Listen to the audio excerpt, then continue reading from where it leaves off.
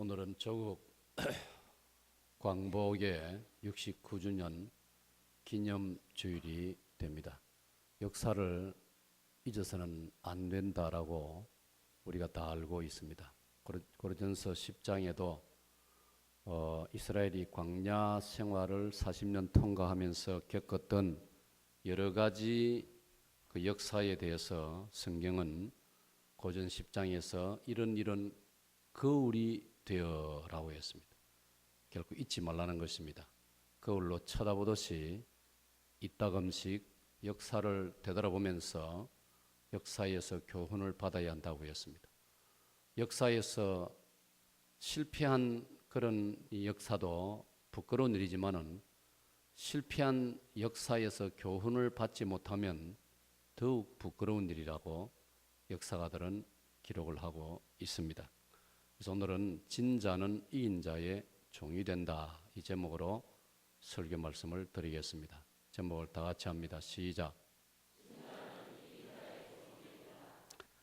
이 말씀 베드로서 2장 19절의 이 말씀의 핵심은 인생에는 싸움이 있다는 것을 전제로 하고 싸움에서 이겨야 한다는 것을 강조하는 말씀입니다.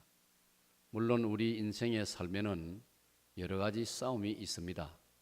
부끄러운 싸움도 있고 악한 싸움도 있고 해서는 안 될 싸움이 있습니다.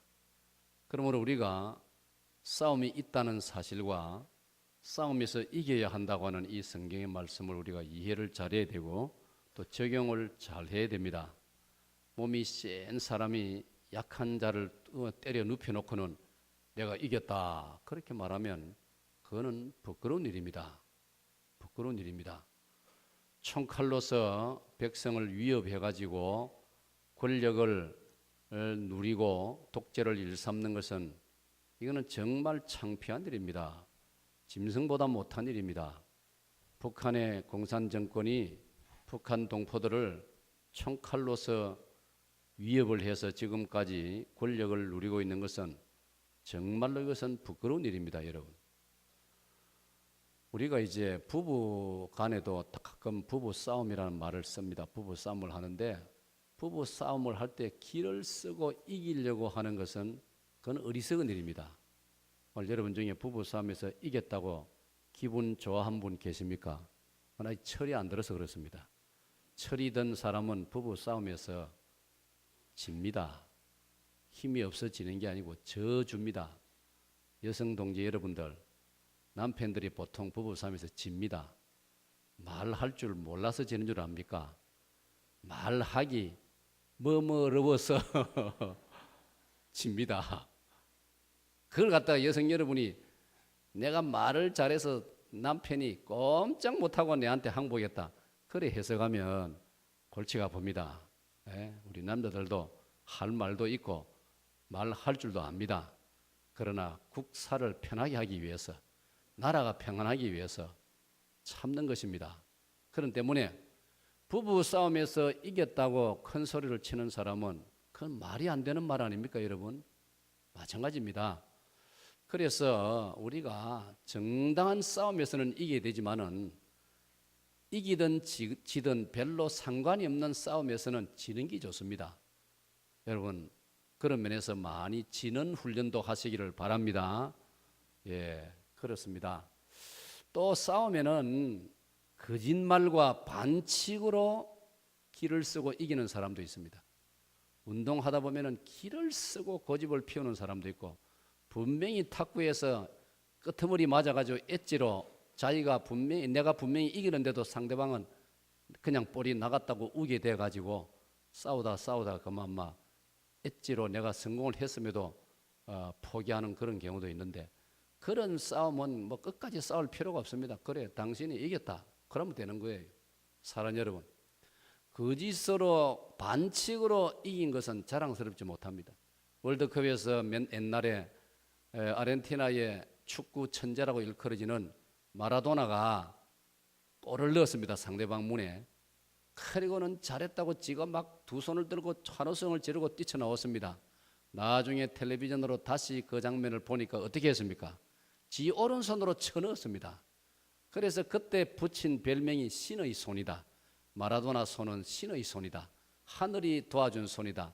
그거는 마라도나를 칭찬하는 게 아니고 비꼬는 이야기입니다. 그래서 여러분 월드컵 열릴 때마다 그 장면을 보여주지 않습니까? 그러니까 마라도나는 사실 부끄럽게 짝이 없는 것입니다.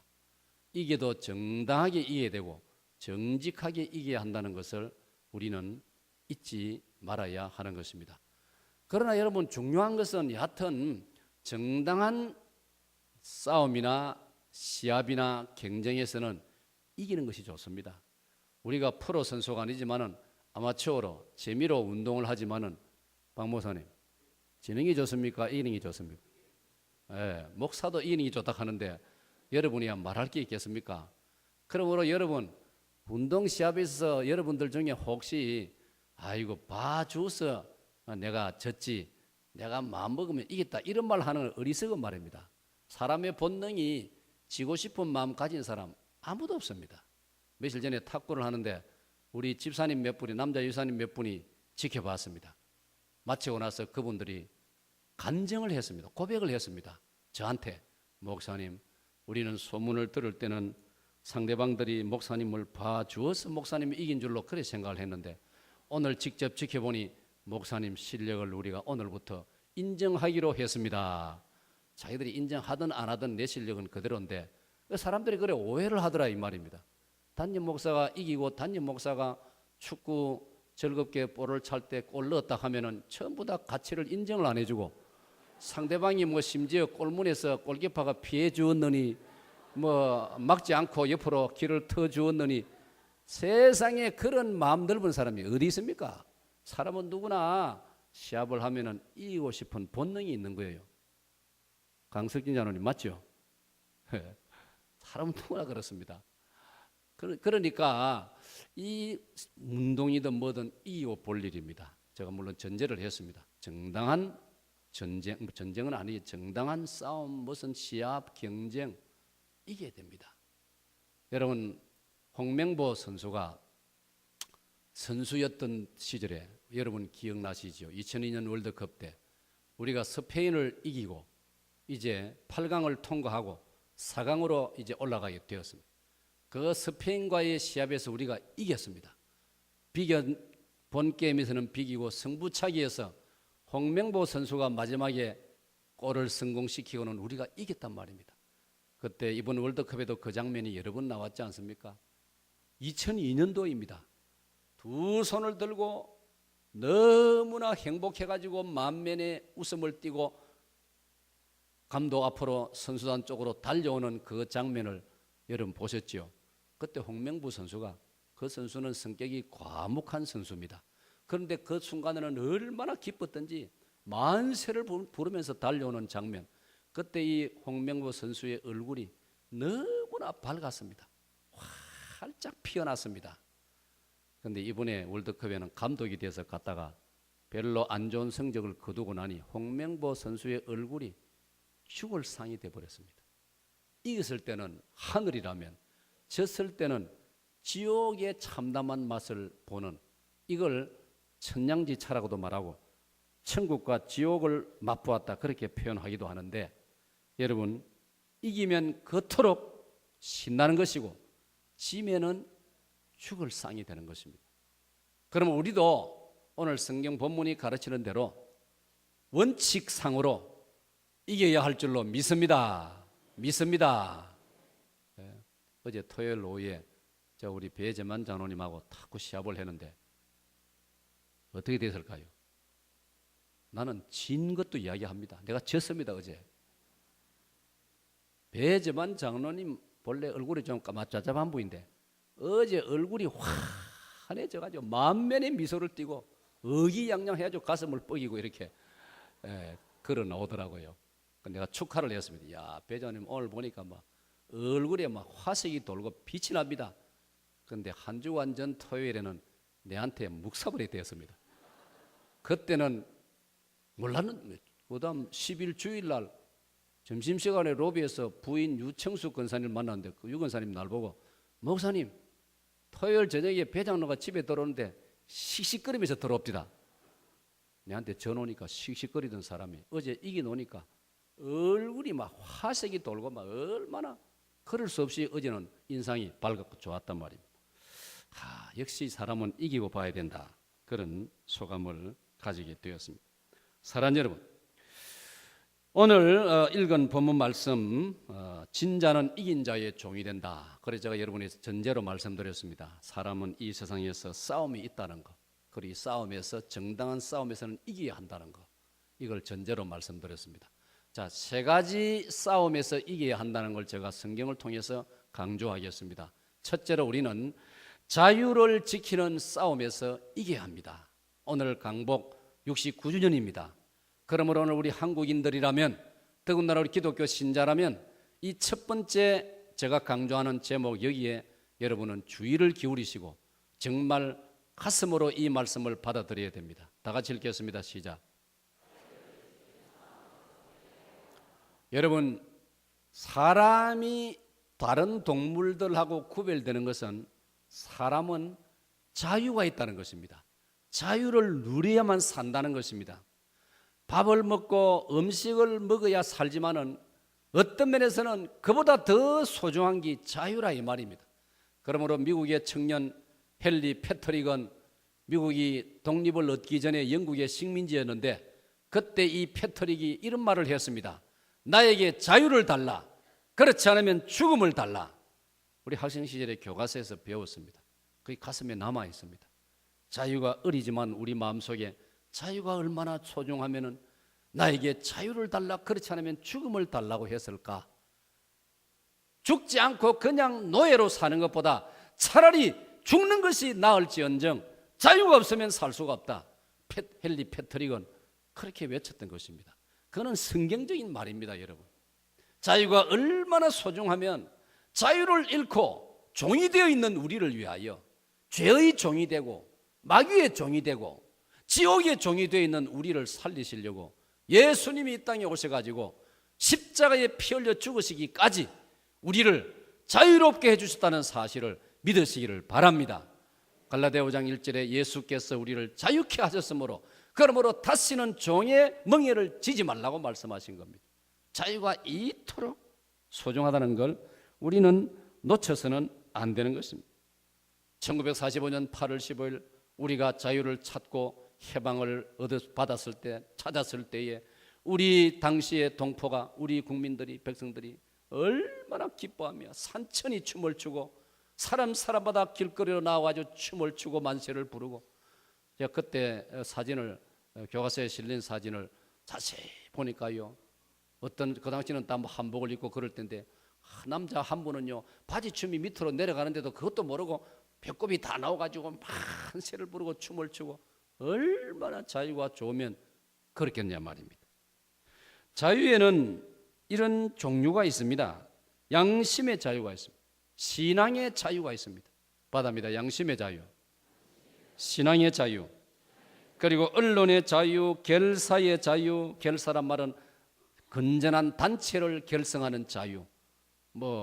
새누리당을 만들고 무슨 새정치 민주연합 말 이름이 그렇게 긴지 하여튼 그런 당을 만들고 무슨 우리가 건전한 취미 그룹을 만들고 이런 게 결사의 자유입니다.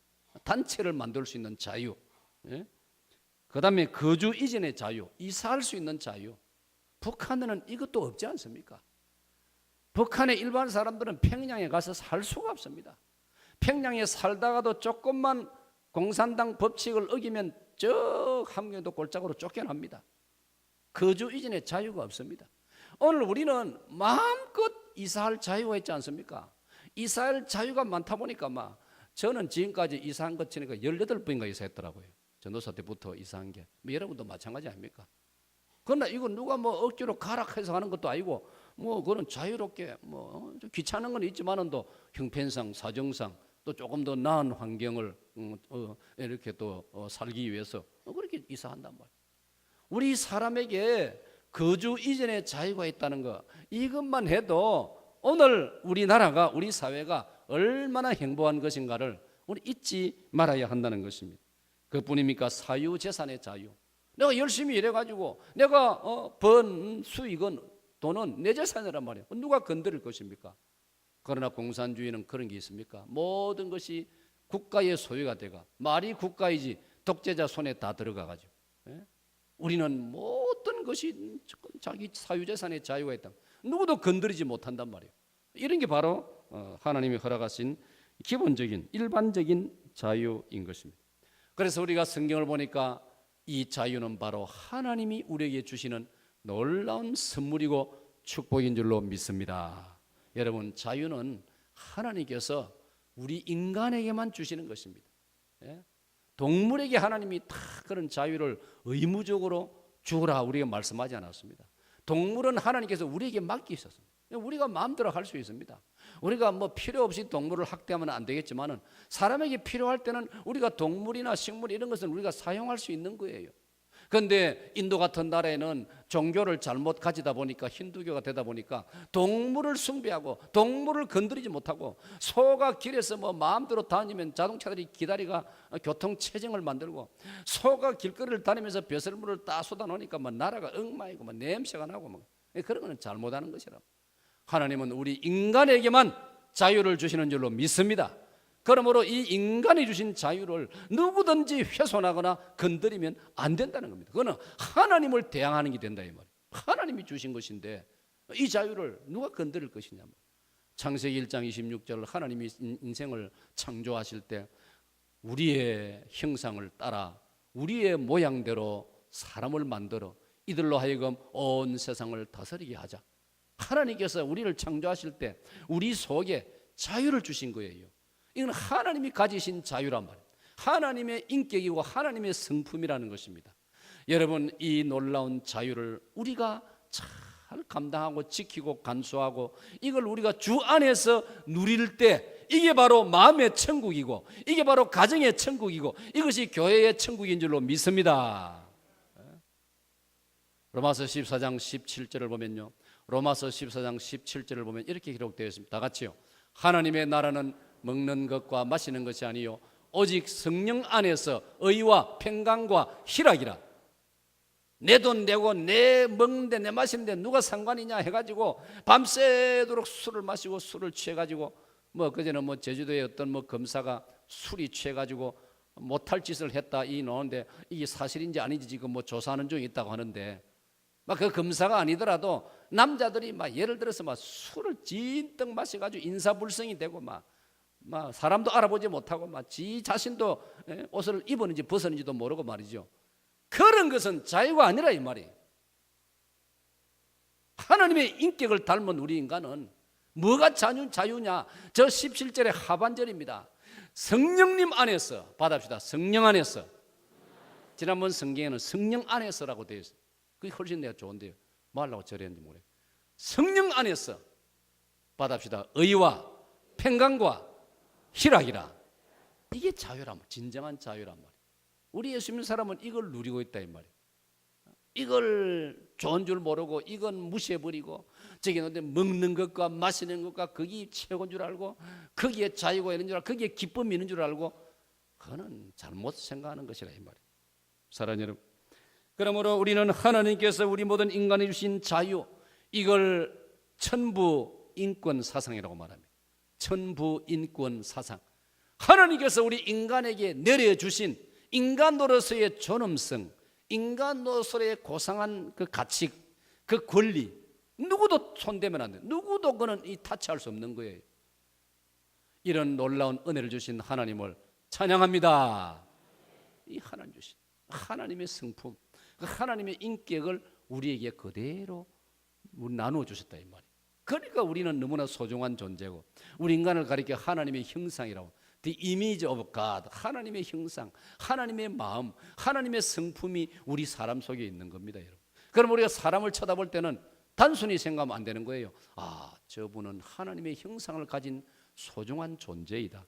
그래서 사람을 소중히 여기고 어린아이 하나라도 소중히 여기고 몸이 장애를 가진 사람이라도 소중히 여기고 존중해야 되고, 이게 바로 성경을 바로 해석하는 자세다, 그렇게 가르치고 있습니다.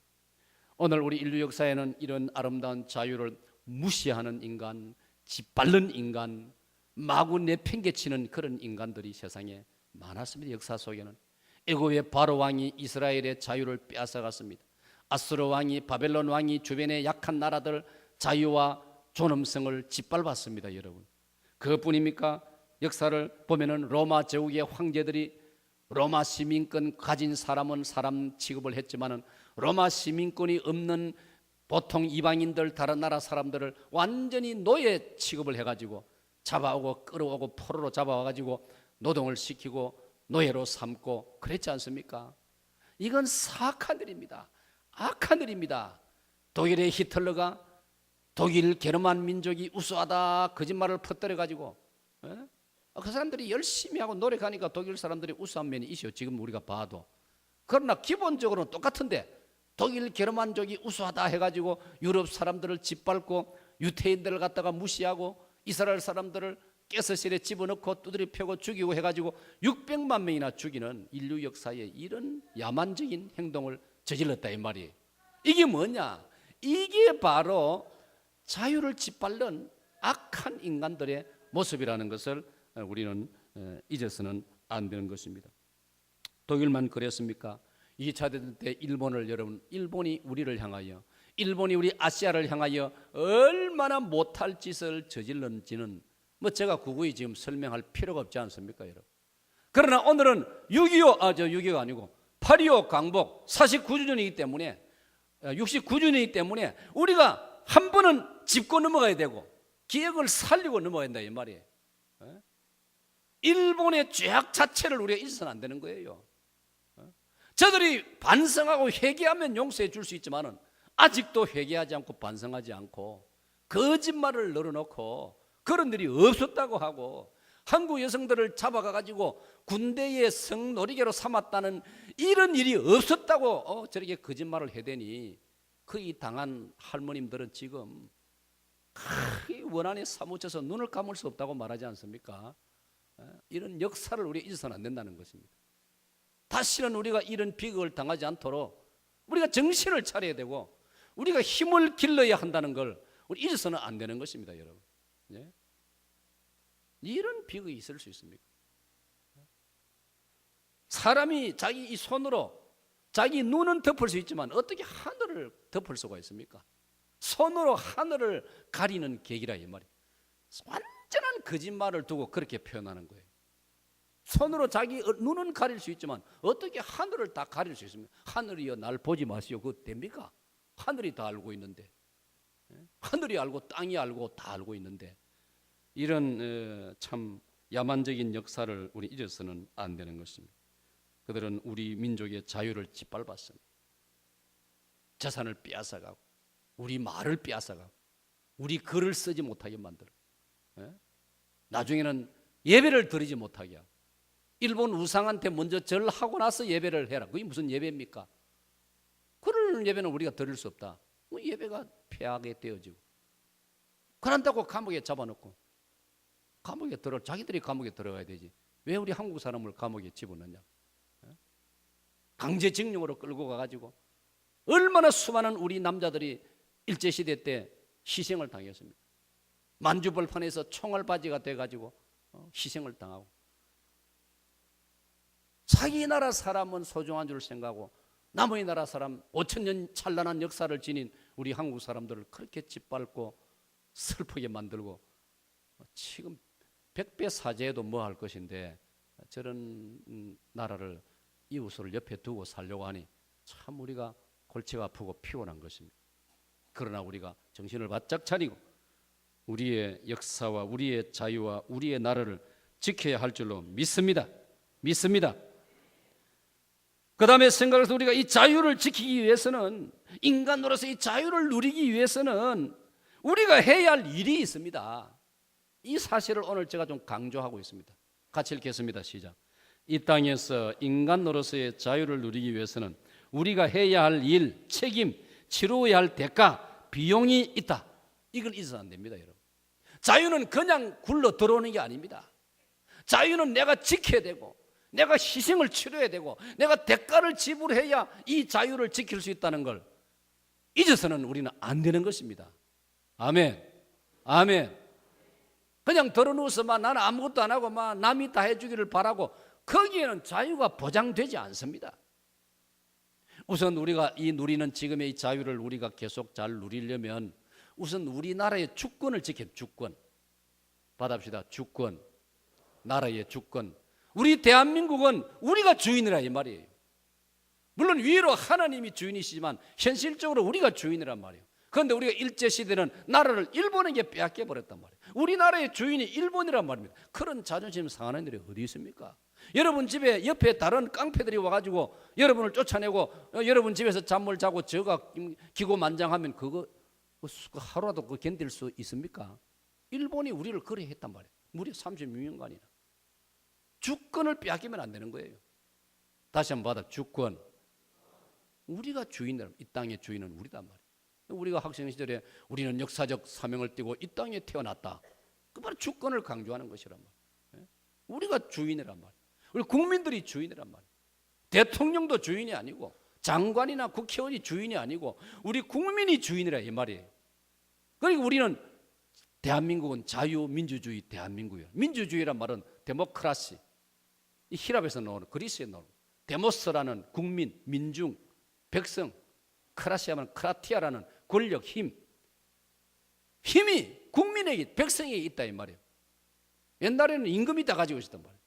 백성은 꼼짝 못하고 임금이 지나가면 머리를 숙이고 임금이 지나갈 때까지 땅바닥에 머리를 대고 그 말이 아니라 이 말이에요. 그 왕이 누구 때문에 왕인데 백성이 있으니까 왕이고 백성이 군대 가서 군대를 만들어주고 그래서 왕인데 그걸 거꾸로 됐단 말이에요. 민주주의가 들어오면서 거의 왕정제도가 없어지고 이제는 국민이 주인이란 말이에요.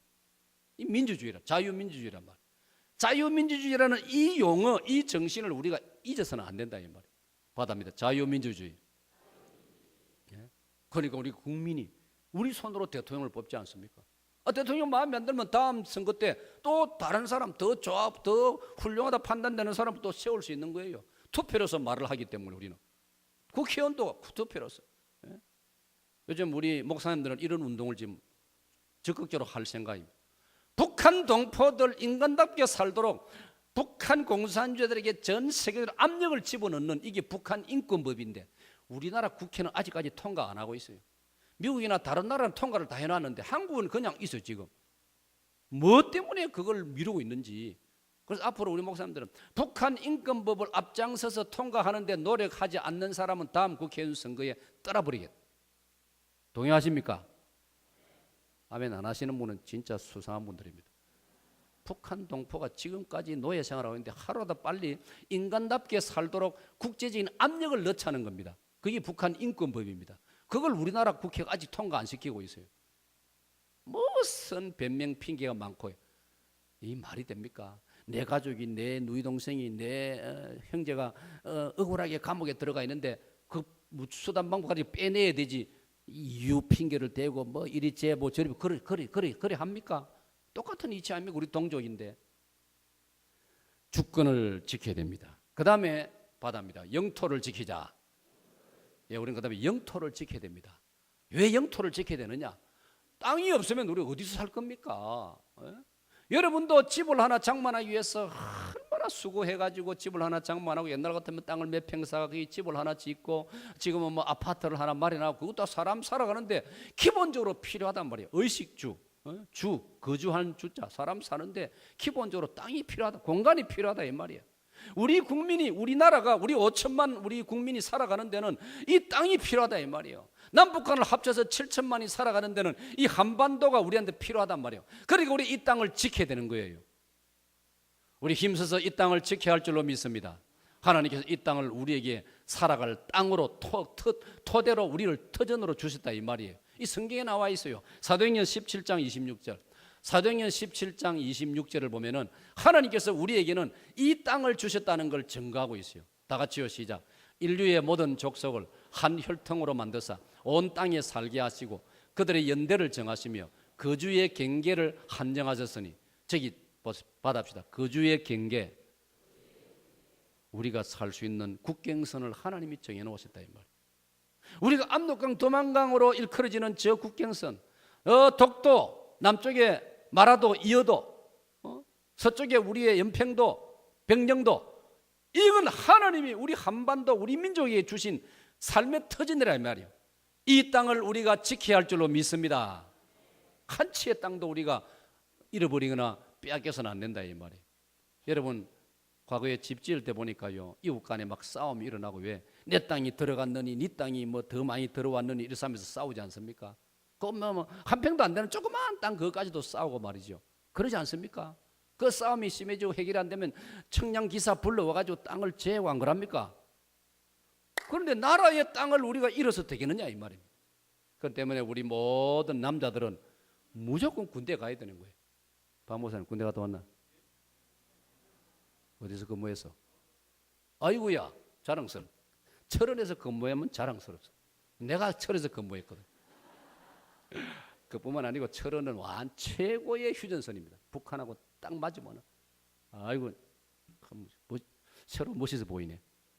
사랑하는 여러분, 대한민국 남자라면 무조건 이 국토를 영토를 지키는 의무를 감당해야 된다 이 말이에요. 그리고 저는 적어도 예수 믿는 사람이라면 자기 아들을 갖다가 어떻게 하면 군대를 면할 길이 없나 그런 거 몰두하는 거는 그거는 바른 자세가 아니에요. 사익동교는 그런 사람이 한 사람도 없는 줄로 믿습니다. 앞장서서 군대, 몸이 조금 부실해도 야야 군대 갔다 오라. 군대 가면 네 몸이 더 튼튼해진다. 요즘 뭐 군대 이야기 나오니까 그것 때문에 부정적으로 생각하고 자꾸 우리 마음이 소극이 되면 안 됩니다. 그것 때문에 자꾸 그런 정신이 약해지면 앞으로 군대가 어떻게 될 겁니까?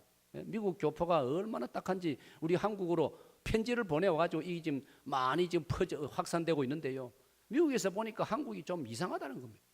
사람 살아가는데 사고가 날 수 있는 건데 그 사고 하나 났다고 해가지고 참모총장까지 물러가라 하고 국방부 장관까지 물러가라 하고, 미국에는 이런 일이 꿈에도 없다는 것입니다.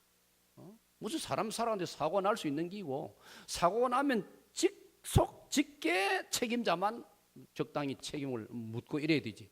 예를 들면 소대장, 중대장 정도로 책임이 끝나야 되지.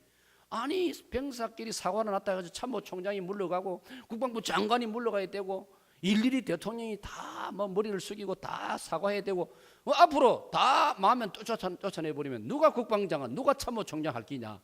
전쟁이 나면 누가 싸울 것이냐? 미국 교포가 그런 편지를 우리나라에 보내왔다고요. 정말 귀담아 들어야 되는. 요즘은 우리나라 풍조가 이상해져 가지고 조그마한 문제 하나 생기면 대통령 물러가라 하고, 앞으로 조그마한 문제 생기면 사익동계 목사 물러가라 이럴지 모르겠어요. 진짜 이상한 지금 전염병이 돌아가지고 무조건 물러가라 하네. 그러면 뭐 조금 하면 집에서 아버지 물러가라, 어머니 물러가라, 이런 세상 될 거 아닙니까? 이래가 되겠습니까 여러분? 미국에는 그런 일이 없대요. 뭐 미국에 큰 사고가 얼마나 많습니까? 그래도요 미국에 중요한 책임자는요 사고 났어도 몇 년 지나도 그냥 그 자리 책임지고 더 정신을 차려 일 잘하고 이래야 돼야 되지. 맨날 바꾸다. 예수님께서 사마리아 여자 보고도 네가 남편을 5번이나 바꿨지만은 네 지금 있는 남편도 또 바꿀 생각이지. 요한복음 4장 보면 그런 말이 나오지 않습니까? 바꿔본들 뵐 수 있습니까? 사람이 다 사람인데.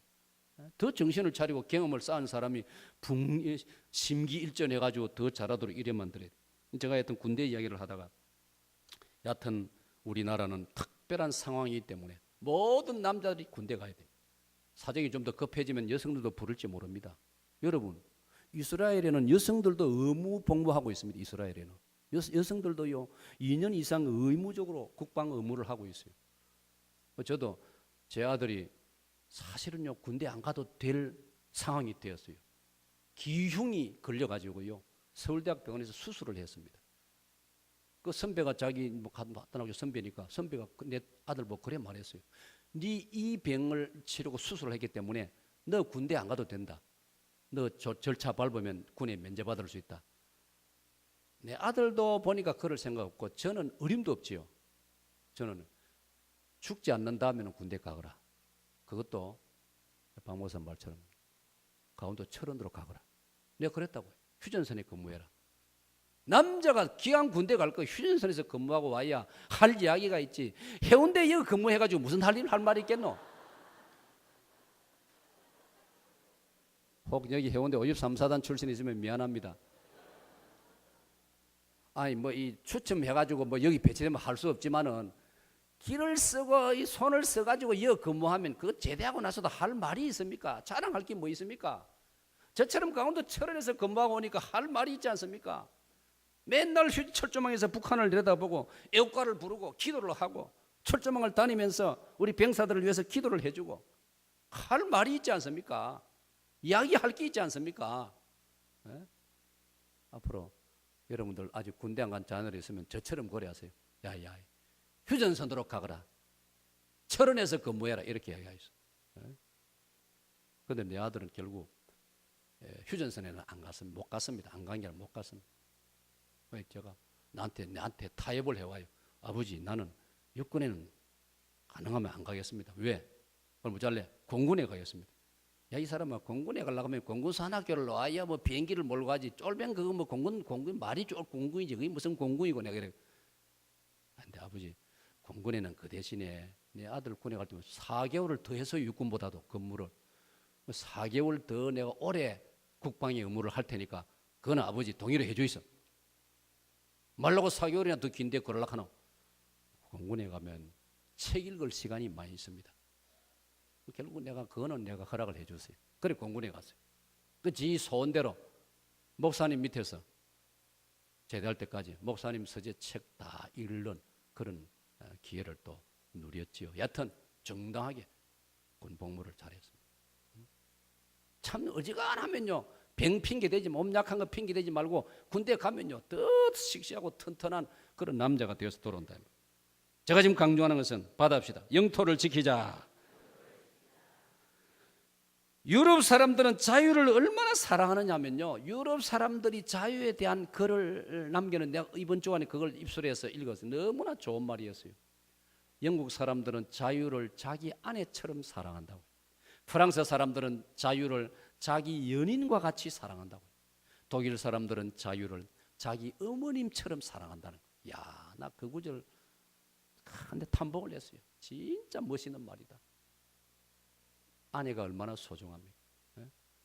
나이가 젊을 때는 뭣도 모르겠다가 나이가 한 50이나 돼가면, 박목사님 50대 가나? 아직 조금 남았대요.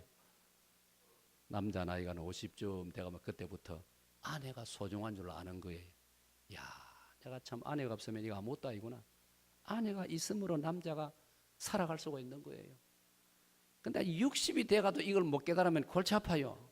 참 늦어도 60이 되면 깨달아야 됩니다. 아내 소중한 줄 생각하고 아내 귀한 줄 알고.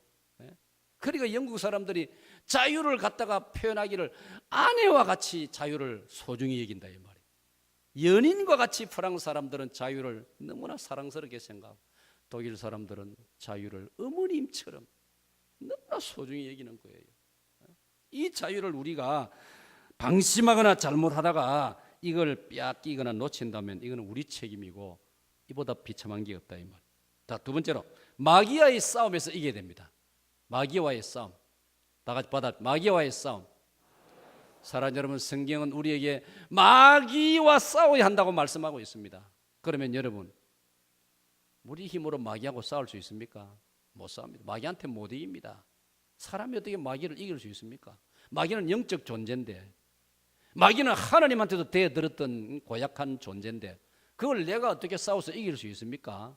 그런데도 성경은 마귀와 싸우라 했습니다. 대적하라 했습니다. 싸우면 마귀가 피하리라고 야고보 4장 6절 이하에 말씀했습니다. 그럼 그 이유가 뭐냐? 원인이 뭐냐? 비결이 뭐냐? 성경을 보니까 예수님처럼 하면 되는 거예요. 예수님 이름을 앞세우면 되는 거예요. 할렐루야. 예수님 이름 앞에는 당할 자가 없는 겁니다. 예수 이름으로 마귀는 쫓긴다. 할렐루야. 받합시다. 예수님 이름으로. 사도행전 3장을 보면은요, 나사렛 예수의 이름으로 명하노니 네가 일어나 걸어라 뛰어라 하니까요, 날 때부터 안전병이 된 자가요 벌떡 일어나 가지고 뛰기도 하고 걷기도 하고 하나님을 찬양했다. 할렐루야. 예수 이름에 그런 능력이 있단 말이에요. 예수님의 이름으로 물리치시기를 축원합니다. 축원합니다. 그 다음에 마귀를 어떻게 이길 수 있느냐? 하나님 말씀입니다. 받아입니다. 하나님 말씀. 성경, 하나님 말씀.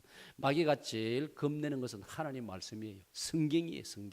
성경 말씀 딱 들이대면요, 마귀는 대단히 힘들어하고 도망가는 거예요.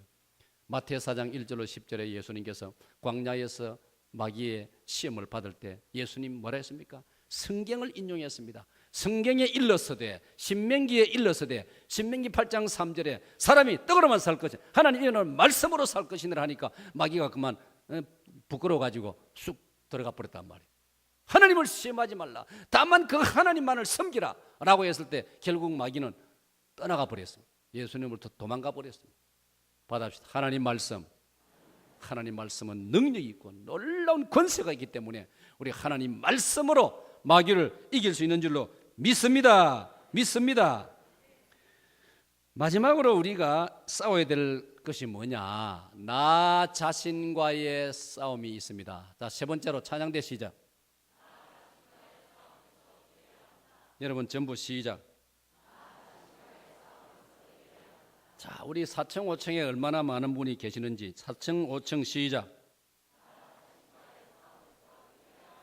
할렐루야. 사랑하는 여러분, 제가 글을 읽는 중에 이런 구절을 발견했습니다. 모든 싸움에 이기더라도 자신과의 싸움에서 지면은 그거는 진 것이다. 그렇게 되어 있어요. 그리고 싸움 중에 가장 위대한 승리는 자신과의 싸움에서 승리하는 것이다. 믿으시기 바랍니다. 사랑하는 여러분, 예를 들어 볼게요.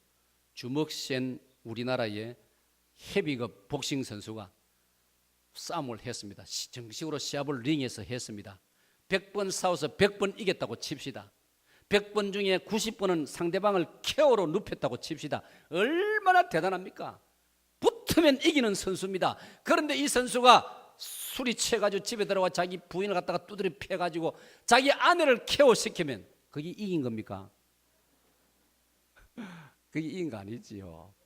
이 사람이 술이 취해가지고 지나가는 길 가는 사람 신강을 벌려가지고 몇 사람을 동시에 KO시켜 버렸다. 그게 이긴 겁니까? 그거는 이긴 것이 아닙니다. 그는 자신과의 싸움에서 진 것입니다, 여러분. 그럼 앞에 100번 이긴 거 아무 소용이 없는 거예요. 안 그렇습니까? 그거 뭐 어디 가서 그 자랑할 거, 나 100번 이겼다 하겠습니까? 자기 부인 때려가지고 KO 시켜놓고는 100번 시합에 이긴 거 아무 소용이 없는 거예요. 그러니까 자신과의 싸움에서 이겨야 되는 겁니다. 여러분, 그래 이런 말이 있습니다.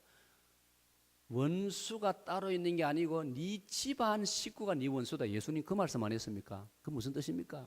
네 집안 사람을 사랑하지 못하면은 너는 인생에 실패한 사람이다. 그 뜻이에요.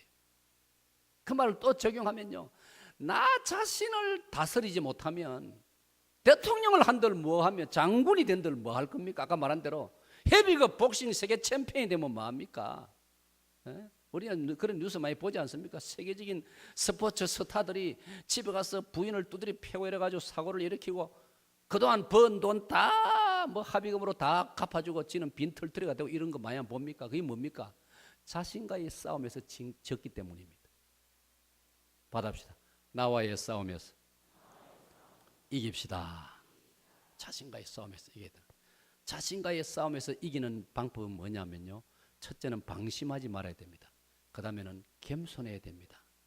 교만은 패망의 선봉이요, 거만하면 넘어짐의 앞잡이라고. 잠언 16장 18절에 교만하면 자기를 이길 수 없습니다. 방심하면 이길 수 없습니다. 삼손이 역발산, 산을 뽑아서 던지는 힘을 가진 삼손이 자기를 절제하지 못하고 방심하다가 블레셋 여인한테 비참하게 당해가지고 눈 다 뽑히고 비참한 신세가 노예가 돼가지고 우상 다곤 신전에 연자 맷돌을 돌리는 이런 신세가 되어버렸다. 왜? 자기를 이기지 못해. 낙이 특배 하나 가지고 블레셋 600명을 쳐 죽이던 그 힘이 다 어디가 버렸냐면 자기를 이기지 못하니까 비참한 결과가 생기고 말한 것입니다. 그러므로 성경을 보니까 바울 사도는 다 자신과의 싸움을 얼마나 열심히 싸우는지 모릅니다. 로마서 7장 24절에 보면요, 오호라 나는 곤고한 사람이로다. 이 사망의 몸에서 누가 나를 건져내라. 그 곤고한 사람이란 말은 자기 자신을 이기기가 힘들다, 그런 뜻이에요. 내 속에 참 골치 아픈 게 많다. 고린전서 9장 26절을 보면 사도 바울이 뭐라고 고백한지 아십니까? 내가 나를 쳐서 복종시키고 이걸 계속 내가 훈련하는 이유는 남을 잘 가르치고 나서 나는 버림이 될까 두렵다. 이거 우리 목사들도 하는 말 아닙니까? 바울 자기를 포함해서 우리 목회자들이 예를 들어 강단에서 설교는 멋지게 잘 해가지고 은혜는 교인들이 다 받고 자기는 은혜 못 받고 설교는 잘해놓고 자기 자신은 잘 다스리지 못하면 결국은 자기 버림을 당한다 이 말이에요. 그러니까 바울 사도는 그렇게 되지 않기 위해 자기는 늘 조심한다라고 말하고 있는 것입니다. 이게 바울에게만 해당되겠습니까? 우리 모두에 해당되는 겁니다. 자기 자신을 잘 다스려야 돼요. 말을 조심해야 되고 행동을 조심해야 되고 막말을 하지 말고 후회할 일을 하지 말고 밤사이 기도하면서 성령의 인도하심을 받아가지고 절제하면서 조심하면서 덕을 끼치면서 그게 바로 자기 자신을 관리 잘하는 것입니다. 이 구절 같이 읽고 마치겠습니다. 잠언 16장 32절. 잠언 16장 32절. 이게 바로 자기를 다스려야 성을 빼앗는 장군보다도 더 훌륭하다. 장군이 군사를 희생시키면서까지 성을 하나 함락을 시켜놓고 자기를 다스리지 못하면 헛수고 되고 만다 이 말이에요. 자, 저 잠언 외우기 좋다고 제가 말씀드렸죠. 16, 32 같이 읽습니다. 시작. 노하기를 더디하는 자는 용사보다 낫고 자기의 마음을 다스리는 자는 성을 빼앗는 자보다 나으니라. 할렐루야. 자, 복습합니다. 진자는 이긴 자의 종이 된다고 했습니다. 자, 무엇을 이기라고 말씀드렸습니까? 세 가지 말씀드렸습니다. 첫째로 자유를 지키기 위해서 싸워야 한다고 말씀입니다. 두 번째로 뭐하고 싸우라고요? 마귀와의 싸움에서 이겨야 한다. 세 번째는 자신과의 싸움에서 이겨야 한다. 이 은혜가 있으시기를 축원합니다. 하나님 아버지.